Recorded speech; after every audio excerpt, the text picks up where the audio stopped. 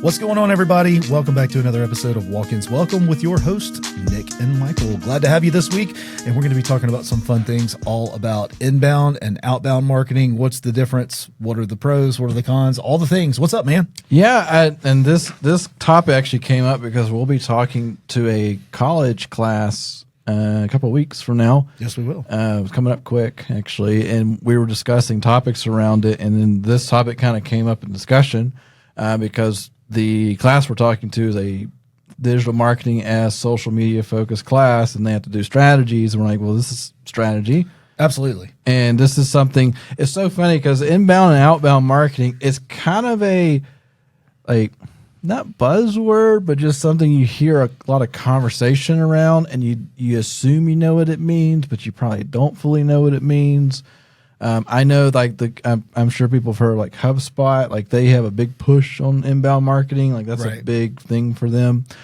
So it's a topic that's been around for a while, but people don't spend time defining it. We're going to define it for you today because you're probably doing it and you don't know it. Well, I look at it a little different from the standpoint of inbound marketing is marketing. Yeah. Outbound marketing is advertising. To me, that's the difference in the two. Mm-hmm. And they call it inbound marketing and outbound marketing, but very few people, and even our universities, fail to teach that those are actually two very different things. Yeah, I mean, they fall in the same world of generating business for you, right? But they're on opposite ends of the spectrum. So I was on a podcast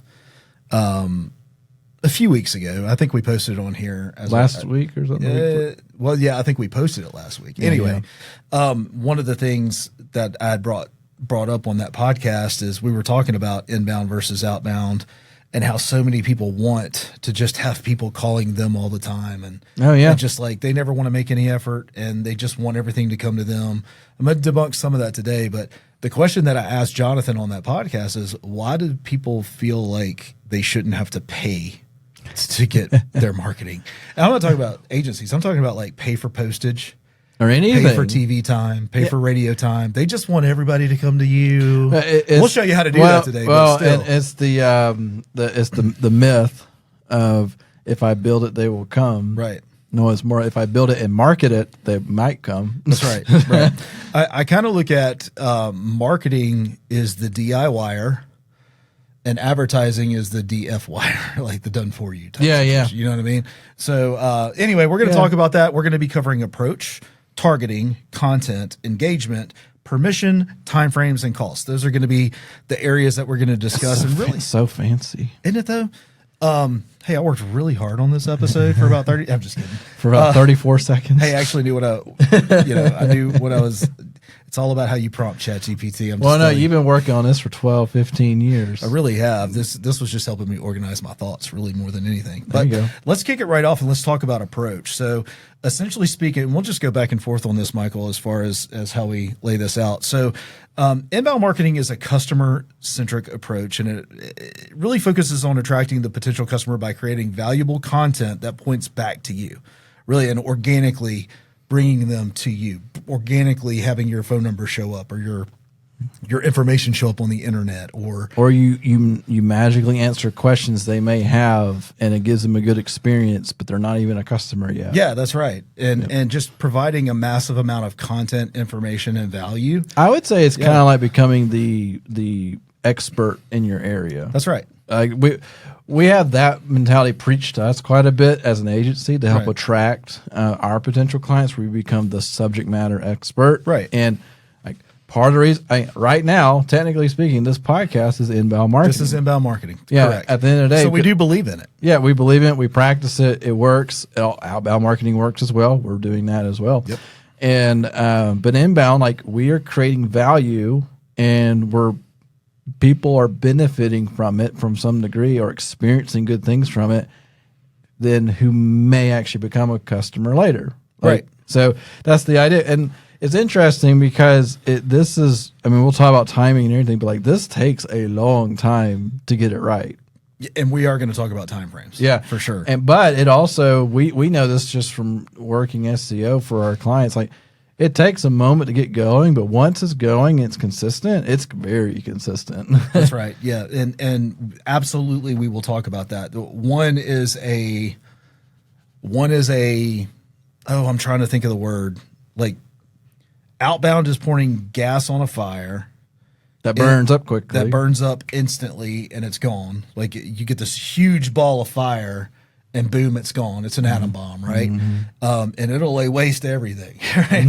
And then you have, a campfire that you start with some kindling, and you build it, and you build it, and you build it. And it sits there and just smokes all night long. And then, thank you for saying that. That's exactly what I'm talking about. And again, this comes back to time frames, but once you build that fire, man, you just got to kind of throw a log on the fire. Yeah, and then even when you don't pay attention to it, it'll keep burning. That's right. Not as bright as it did, but it will keep burning. And that's how it is with inbound stuff. Like this podcast, we have over 100 episodes out here, and if we stop recording today, we still have 100 episodes just hanging out there, and we see that because you guys go back. Y'all go back in time, and y'all start listening to all sorts of episodes, which is just fun to see.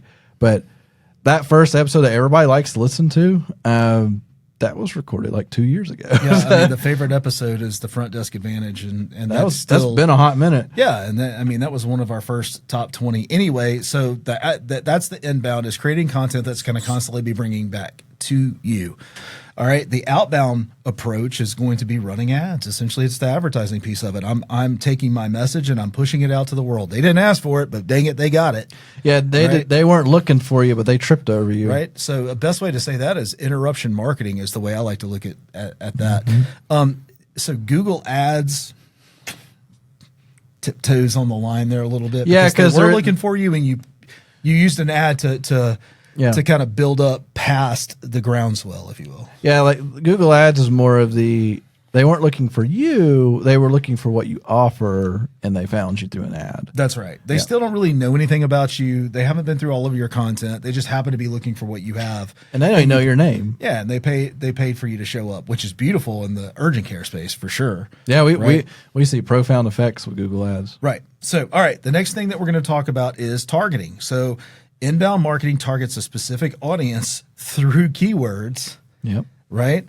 So it puts it in front of interested searches for products or information, things that are part of your business, and it leverages techniques like content marketing and SEO. Right? Content marketing is fancy for saying content. But this targeting is done specifically through behavior. Yeah. Right? I'm going through a book right now called They Ask, You Answer. And I've got maybe 2 or 3 chapters left out of the 500 chapters that book has. But anyway, the concept is just simply, enough about your business to know what your customers are asking. Hopefully, right? If you're brand new, maybe not. Like, I can tell you, most people want to know how long it takes our marketing work. Most people want to know what our pricing is. Is there a contract? Yeah, contracts. These kind of things. What is your guarantees? Do you own my website or do I own my website? Yeah. Like, all these different kinds of things. So, like, they are asking those questions. The point of the inbound marketing concept and the targeting is to answer those questions through content on your website, social media, podcasts, all that kind of stuff. And the most simple version of this would be like an FAQ page. It's the simplest version. That's right. But then we even tell people, like, in the urgent care world, you should write about symptoms. You should write about things around symptoms because people are looking for information about symptoms. Mm-hmm. Or if you offer flu shots, you should talk about that. Well, so think of it this way. WebMD answers questions that people are asking. Your website is just telling people what you do. Yeah. Flip that on its head. Why is WebMD showing up and you're not? Mm-hmm. Well, they're doing what the intent originally was designed to do, and that is to answer the questions. Google is there to answer your questions first. Yeah. First. Right? Yeah. So if you turn your website into a sounding board to answer questions that people are asking of your company, you're going to slowly start ranking above these WebMDs and stuff like that, so that you're going to be the top of mind. So I there's I had a client that was a pediatrician. This is probably 8 years ago. Mm-hmm. Their number one page on their website was the dosage chart page. That's interesting. Right? So they put out the recommended dosage chart for like Tylenol. I mean, that's genius. Right? Number one page. That's I wish I thought about that. The more you know. We should tell our clinics that. That's not bad content, Michael. Yeah, I forgot about that. Why you been hiding that? I kind of forgot. That's really good. But that was a long time ago. Things may have changed since then. Who knows? I promise you. Heather was looking for it just the other day. Samuel's been sick, and she was looking for the proper dosage, transitioning an adult med down to a 9-year-old. Well, and I do wonder if there's some complications tied to that of presenting information that could have a negative impact on the child. I just put a disclaimer on it. Yeah, so this is just recommendation. Please do not take this as actual advice. Yeah, call us first before you do that. Call 911. All right, so the inbound is answering people's questions in a thoughtful way that's going to make them want to come and do business with you again over time, where the outbound piece of the targeting is the way I see it, using Facebook, Instagram, TikTok, radio, whatever. Billboard. I want to put that billboard in front of a targeted audience in a neighborhood or something like that. I want to put that radio ad in front of a audience that meets my demographic, and we say demographics, it could be where they're physically located, it could be an income type thing, it could be a general interest. Like if you're a orthopedic type place or physical therapy, you probably want to run ads toward sports injuries. Sponsor every high school event. Yeah, that's sports based. Yeah, exactly. Put your banner up. Like there's not bad marketing. There's a reason why every single football game has a person with a business shirt on that's some physical or orthopedic whatever, because they paid for that. They're not just there being nice. Like they paid to stand there, because now you have about 300 parents staring at that shirt saying, you just helped my child. That's right. I mean, imagine being in a clinic and trying to, let's just say that you're a pediatric urgent care. I mean, you should be sponsoring every team event within a 5 to 7 mile radius around your business. Anyway, that's targeted. That's paid for an audience. Facebook, Instagram, TikTok. Again, I can put in there, I want parents of young children, or, I'm chronically sick or whatever, the type of targeting. The point is that you're sending a targeted audience to someone who really didn't ask for it anyway. Yeah. Right. So that's the targeting piece of it. Michael, what's content all about? We talked about it, but I'm going to say let's see, make sure I read this correctly. Yeah. So this is the inbound side is very heavy on the creative side of it. It's educational. We talk about that all the time. You want to entertain and educate. It could be blog. This is what it looks like: a blog post, actual video, like a real video, not just a funny video, but like something educational behind it. An ebook that you've written, webinars. These are things that we've all checked, right? So here's our book. Here's our podcast. We do webinars. Go to our website for our webinars. I have an ebook version of this, right? So you can go to our YouTube channel and get a ton of videos. Yeah, there's also right. So these are long form pieces of content designed to add value to the people who are paying attention. Again, I'm going to come back. I'm not doing this to toot our horn or anything like that, but we very rarely ask this audience for anything other than a review. Yeah. Right? Because our goal isn't to get you to be our client today. Our goal is to educate you first, entertain you second, probably. It should probably flip that, right? Entertain you first and then educate you. But ultimately, long term, if you feel comfortable with our style and confident that we can do what we say, then eventually maybe you'll give us a call and we'll have a conversation about how we can help you grow. Yep. But that's not the point of the original content. Yeah. And then on the opposite side, on the outbound side, content is more like, act now. Here's a discount. Here's this. What's our formula? Come on, you got this. I don't know. I deal in our ads in the company all the time. You know better than I do. For that. So the right offer. Oh, right. Right. Plus a sense of urgency multiplied by a target audience equals insane results. Yeah. So and that's happening here in outbound. That's advertising. Well, we even tell people, like, if we're running social ads in particular, offers are good. Google ads, not always needed, depending, right? But sorry to all the service industry out there, free estimate isn't an offer. Sorry. Not when everybody does. Not when everybody does. That's the realtor that says, I actually answered my phone. Yeah. Guess what? So do all the rest of them. Yeah, right. I actually respond. Yeah, the rest of them do too. So you want to impress me? Higher. Get me in the urgent care and out of the urgent care in under an hour, and I will sing your praises. Or, I don't know how legal this is, in and out in an hour, or no copay.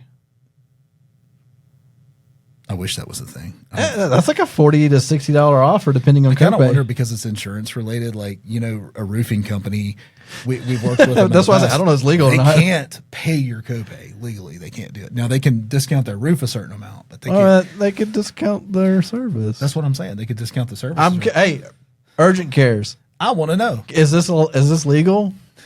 It's kind of a great offer, but I feel like I can hear him in the audience now. Don't you guys work with urgent care? Shouldn't y'all know that? We do. We don't deal with the billing side of it. But when we ask most of the time our contacts are doctors, and they don't know because insurance is like its own little world. They don't code their bills. Yeah, and we don't know. None of us really know the ramifications of some of these things. That's but but free in and out in an hour or no copay. Okay. Well, let's talk engagement if we still have any listeners engaging with us at this point. So, all right, engagement. Inbound marketing aims to engage prospects by providing solutions to their problems. Again, they ask, you answer, and nurturing them through the buyer's journey. It fosters a two-way conversation, and it builds long-term relationships. I kind of love this part. This is really like the top of the funnel all the way through the process. Michael hears me say this on our sales calls all the time. I'm like, just back me out of the whole process. Yeah. From start to finish. Like what the ultimate outcome is for that patient to come through your door and to pay their copay or to pay you whatever they're going to pay you. Yeah. Right. Well, how did they get there? Let's back all the way up to where they're first engaged with you. And a lot of our clients can't tell me that first point of engagement. But it's that entire patient journey that we want to unpack in that content, right? In that engagement. And the patient journey is so important because, we talk a lot about generating reviews and stuff like that. But if you don't have full-blown understanding of what your patient journey looks like from start to finish, or you just don't value it like you should, you're going to lose out because getting repeat patients is very difficult if you don't fully trust your patient journey that you've created for them. Because at the end of the day, you say, well, I don't have complete control. Or yes, you do. You have complete control and influence on what that patient's going through from the first interaction to the last interaction. And if you're curious, you're like, well, I don't know how to define that. Well, you should sit down with your team from who answers the phone or says, how are you, to who sends the bill or submits the bill, right? Because that's something I've learned recently. I've had like a good experience with a local primary care, but then when I went back for something else, I gave them our gap insurance, right? Right. They didn't file it. So I had the doctor, whoever did the billing there, didn't file the gap. So I get this bill. I'm like, nope. And I contacted the Gap people, and they said, we're not listed on there. You need to get them to rerun it. Okay. So I go back and get them to rerun. Now I got to wait another month to see what else came out of it. But it's kind of like that's part of the experience, right? Like I may have had a great doctor say, crap, I'm paying extra money because if I didn't pay attention, well, I guess I got to pay that bill. Well, I mean, we see it all the time in our clinics where you see a customer had a terrible front desk experience. And they had an amazing doctor visit. Actually, lately, I feel like that's been flip-flopped a little bit. Like, from some of the reviews I've seen, it's Sue Ann at the front desk was absolutely awesome, covered me, took care of me, and the doctor acted like they didn't even care I was there. The doctor was real cold. And by the way, I'm not judging the doctors on here. I don't know what you're going through. That's part of patient journey, right? It's not the visit itself. Yeah. It's everything around it. And I'll tell you, just like you were talking about there, Michael, is that, if you go in and you have an amazing experience and then you have to fight your insurance company because the clinic coded it wrong, didn't code it properly, or just completely ignored part of your insurance, I don't want to chase down rabbit holes. I brought it there the first time. Yeah. Here's a tip, guys. Gap insurance is becoming more and more a thing. Seriously, because the way insurance now works for us, you have these ridiculous copays, like $10,000 copays and stuff like that. Yeah. Not copays, I'm sorry. Premium, whatever it's called. Deductible. That's the word I'm looking for. And so, my company, we provide gap insurance for our team members so that they can cover that ridiculous deductible that they have, right? Yeah, my favorite piece of mail I get right now is from Gap Insurance that says explanation of benefits. Right. It's like, we just paid this for you. Right. Yeah. Well, but what I'm talking about is this is becoming a more prolific thing. Two things need to happen right now. One, you need to add to your intake form, not just the insurance. Do you have gap insurance? Check yes or no. Or the secondary insurance. Or whatever it is. And then, what is it? Yep. Right? Like, show us your card so we can make a copy of it. And then on your website for that inbound marketing piece, you need to have content written on your website all about what gap insurance is, how it works, and that you accept it. That is the thing too, because I've learned this now that I've been to a couple of doctors with gap, and it's more they don't ask about it. No. They don't ask for it, and I didn't know it was a thing until Kim told me about it. So. Yeah, and you have to bring it up to the front desk person. They say, "Hey, I'm going to a chiropractor this afternoon," and they're one of the first ones I tried because I was on a regular visit with them. And they, I said, "Hey, I forgot about this. I have gap insurance." "Oh, cool. Give it to us." Yep. They didn't ask, right? I had to give it to them. And then the next visit I went to, they're like, "Hey, we got you worked out. You don't owe anything for a while." Like, cool. It's like. Right now, today, print off something on your printer, put it up on the glass. Because you got a glass where somebody has to slap the clothes. No, you do. Don't lie about or it. the little stand-up clipboard thing that you hand to everybody. Well, not even that. Like, put a sign up where they can see it, where they have to hand that says, "Ask us about gap insurance." Yeah. Or tell us if you have gap insurance. Just something that's going to prompt that conversation. Yeah, because right? it makes a difference. Because at the end of the day, if I'm walking out spending $40 and I know that's all I'm going to spend and not going to get a random $400 or $300 bill, I mean, I'll take it. Makes the review a lot easier. Well, regarding engagement, that's the inbound. The outbound piece of that would be that it would rely on one-way communication. I put a message out there into the universe. Did you respond to it or not? And right? To me, that too, that there's no real conversation outbound where it's just here you go, thanks, and then there's nothing else beyond that. That's right. So it's and we also notice too, once that's the other thing. Once the outbound message occurs, you have to create another one to get engagement again. That's right. It's not a constant burn. That's right. Cool. Let's go to permission. Michael, you want to kick us off on permission? Permission. Inbound marketing respects the other prospect's permission and consent. Customers typically engage voluntarily by seeking out the information or subscribing to it. Pause 1 second on that. Just because inbound marketing respects the process of permission, that doesn't mean that the other one doesn't respect it. Just kind of bypasses it. Well, I guess the adjust that phrasing, it would be inbound by default respects the permission of the prospect. Well, I mean, you are correct. And I also see that outbound marketing may involve reaching out to individuals who have not asked for your permission. Like, they haven't asked you to reach out to them. Yeah, that's the reply stop. Hey, we do that. I'm just going to tell you now, in full disclosure, as a company, like, we do that. And here's why. You aren't actively seeking us out. Right. Right? You're not actively seeking out a new marketing company. We're not top of mind all the time. Right? Mm-hmm. So this is important for you to know that I still have to feed my family. Michael still has to feed his family. We still want to serve you. We still want to grow the company, and we still feel like we have genuine value to offer to our clients. And if they're not searching for you, you have to break in at some point. Yeah. Right? Like, you have to let them know, I've got a thing, you're going to want it. You don't know that you do yet, but I promise you're going to want this once you get your hands on it. Well, if you're not actively looking for it, then inbound isn't working for you. Well, outbound is required. Well, and we've had that discussion about A2P compliance and all that stuff. And then, like, now if you, by the way, if you send a text and you don't have the option to reply stop or whatever, or opt out, it's technically going to get banned at some point. But I got this one business coach, Mike something or other, that will not put an unsubscribe on his email. And I know who you're talking about. That dude, I'm like, I'm never going to buy from you just because you won't put an unsubscribe. No, I'm curious because I don't get but I know you're talking about, I don't get his emails. But I noticed that there are some emails that I get that don't have unsubscribe, but Gmail has built in a function that they have their own unsubscribe file it sends. Right. I'm curious if it'll do that for you. But no, I agree. In there and look. Next time I get one, I'm opening it in Gmail. And generally speaking, if you get stuck on an email thing and you say unsubscribe, reply, stop, and nothing happens, it keeps coming, you can send a complaint to the sender. Right. And it will actually shut down their account if they get enough complaints. Right. So it's a real thing. So it actually does happen. If you press stop for us, we will stop. Yeah.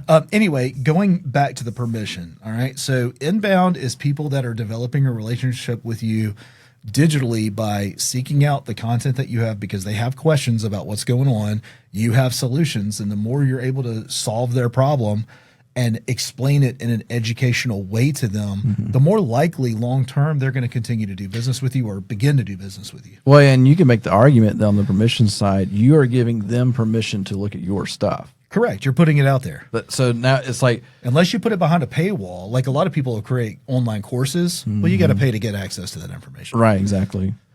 And then the outbound side we talked about, that's getting the actual granted permission, which may or may not happen. Yeah. And we recognize that. And then the annoyance thing's real. Like sometimes we've been doing some outbound stuff ourselves, and some of the replies are very entertaining and vulgar and extremely vulgar and threatening. And then we just hit the do not disturb and move on. And I'm not mad at you. And also in all fairness, I get it. Yeah. But you guys won't answer your phone. You won't talk to us. I mean, you'll take a text. We got to do what we got to do, right? Right? Anyway, no, I do want to say this though on the outbound side for permission. That also, like, you didn't ask for permission to be all up in my newsfeed on my Facebook or TikTok, right? So there's that piece of it too. It's like you didn't ask for permission. No, here's the deal. When you signed up for those platforms, you gave me permission. There are lots of terms and privacy policies that you agreed to. They're not charging you for Facebook. They're charging me for Facebook. Yeah. I'm paying for that ad. No, and that goes I'm back, paying for access to you. And it goes back to that phrasing, nothing's free. Right, nothing. At this point in our lives, in this world that we're in right now, if you're interacting with technology that's free, you paid for it because you paid for it with your buying habits. That's right. Because at the end of the day, they're selling your information. I'm going to give you something here. And for it. Because they want you to buy stuff. That TV that you bought that costs $100 now for a 75-inch TV. Yeah. It's subsidized by me. Right. Like it's subsidized. It's subsidized, y'all. I mean, yeah. Hulu pays to have that app on there. No, Netflix pays to have that app on there. I want to know, Roku, I want to know, how much do you charge to have your little preset buttons on your remote controls? Charge or pay? Or how much are you charging that Hulu or Disney Plus to have their logo imprinted and pre-programmed into millions of remotes? I would argue, Michael, that you have that backwards. I think that Roku and Netflix and all them are paying them to have it on there, right? Maybe. I think so, right? Because if it's Netflix or Amazon, what is it, Amazon Movies or whatever? Or Prime, right? Yep. Like I want Netflix showing up, not Prime. So I'm willing to pay for that space. Not me, but like if I'm that company, I'm willing to pay for that space because then I'm going to get that data. I'm going to get that subscription. Yep. So I'd be willing to bet that those companies are subsidizing because they're taking your information and they're reselling it. Well, and here's the thing. When was the last TV you bought that didn't have an interface, right? So like the TV that we have, it's a Roku TV. Like it's a whatever brand, Hisense with a Roku. I love Hisense TVs. It's been a good TV. But the Roku app works great, works just like the Roku Player app. Everything's fine. But what does it do? It runs ads via, here's the latest movie that came out on this channel. Or my absolute favorite has to be their screensaver.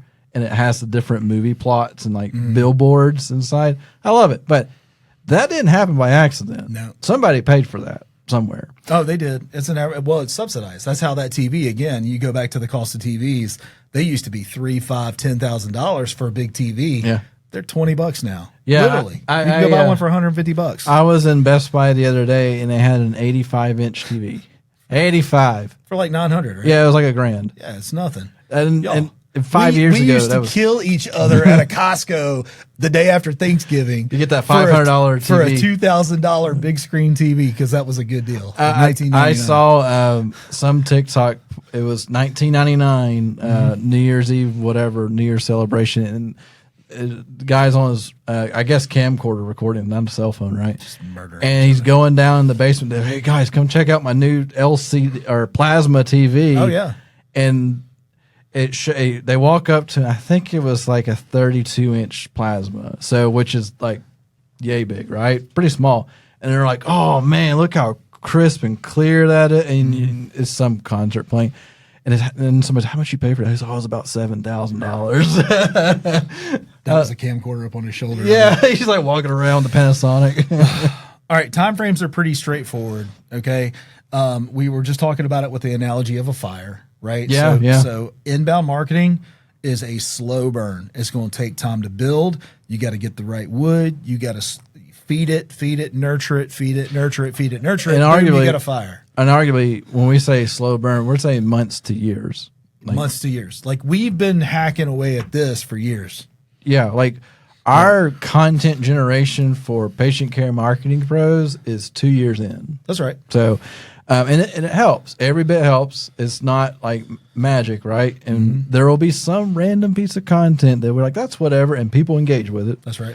But yeah, so when we say time frames, with long, slow burn, months and years, not days and weeks. Days and weeks is the outbound. Like, you can see responses very quickly on those things. And that's the whole point. While you're doing your inbound, because I think you should be doing both. Yep. You know, while you're creating content, while you're putting it out there, you use your outbound to pay for ads on all the different platforms out there, including television, radio, print, all the things that you can strategically put your money to, knowing you're going to get a return on investment. You're going to run those Google ads to make sure that you're showing up when people are searching for you, because you're not doing it already naturally or organically. Yep. Right? You're going to get in front of people on Facebook, Instagram, and TikTok because they're not actively showing your content. I promise you they're not on Facebook. If you have a business page with 10,000 followers and you put a post out there and you got 2 likes on it, that's not your fault. No, you're being throttled. Facebook doesn't make money unless you put money in there. Right. And they've been the money making machine for years now. They have been, and they're still top dog next to Google because it's intent based. I'm talking about interruption. All right. Yeah. So that's it. Build a fire or build a bomb.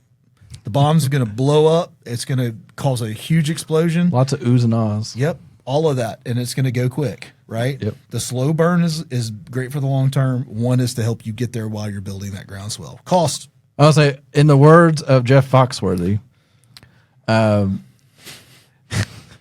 outbound is like a bottle rocket. Ooh and ah. Right. And then inbound is like that locomotive. Okay. Takes forever to get going, but once it's going, it goes for a long, long, long time. You can't even hardly stop it. Yeah, exactly. Right? Yeah, right. That's a real thing, by the way. You can't even hardly stop Like, it. we even tell people, if you quit doing SEO, quit writing content, you will not feel the negative effect for a couple of months. Yeah. Like, it's slow on and slow off. That's right. Finally, this is a long episode. Yeah, finally is costs. I'll go and preface, we can't give you an exact number. We can give you an idea, but exact number is not real here. You have to kind of figure out what means to you at the end of the day when it comes to cost. I can give examples though. Yeah. Right. So you can spend $10,000 on advertising and you can burn that up in 30 days. Yep. Easy. And you can get hundreds of new patients that way. Yep. Hundreds. Right. That's outbound marketing. You can spend $10,000 in salary over the next 3 months and create a ton of content. Yeah. And that content will last you even in that 90-day period where you're paying that salary, you're not going to get a return, maybe not even a lead. You'll get a return on that over time though, over 2 to 5 years. You'll finally start paying for it. Yeah. Well, why would I do that? Do both. Yep. Do both. And at the end of the day, define your goals.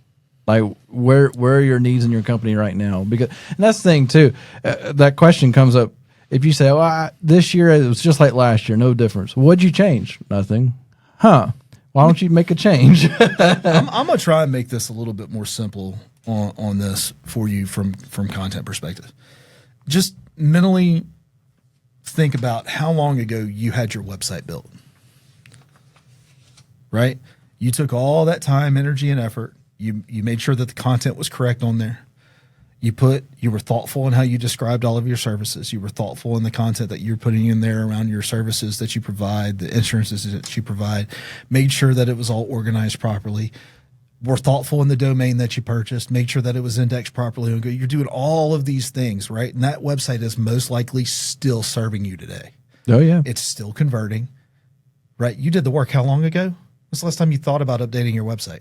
Most of y'all are like 3 to 5 years. The websites that we've built for Patient Care Marketing Pros and Nick the Marketer did nothing for us when we started. We're getting paid on those websites now for the work that we did 3 to 5 years ago. Yeah. Right? Well, and we even tell people, like, a cool website is a car with no gas in it. That's it. At the end of the day, like, at the simplest version, like, you may have bought the car looks great, you polish it up, sounds good when it runs, but when it runs, but you don't put any gas in it, it won't take you anywhere. That's good. So, Yeah, you're absolutely and we right. see that, in the like in our world, we're packaging in a website for our clients. We're not trying to make a bunch of money off of it because it is just a vehicle for us to actually get the ball moving. No, So, I'm pretty sure we lose money on websites, Michael. Yeah, we don't really. We want the marketing. That's the most important thing that we can make the biggest impact on our clients. Yep. Right. So, well, listen, there you go. I think that's what 7 or 1, 2, 3, 4, 5, 6, 7 points on the difference between inbound marketing and outbound marketing. So let me rattle them off real quick and then we'll go out. So approach, targeting, content, engagement, permission, timeframes, cost. Okay, Boom. all of those have an inbound and an outbound. Oh yeah. And with that, we're done. All right, guys. We will see you guys on the next one. Sorry for the longer episode, but it was a lot of good content. I'm going to say you're welcome for the longer episode. There you go. Let's get a review. But we've asked it too late. We know this now. We have to ask in the first 5 minutes. Sorry about that. All right, for those still listening, have a great day. See ya.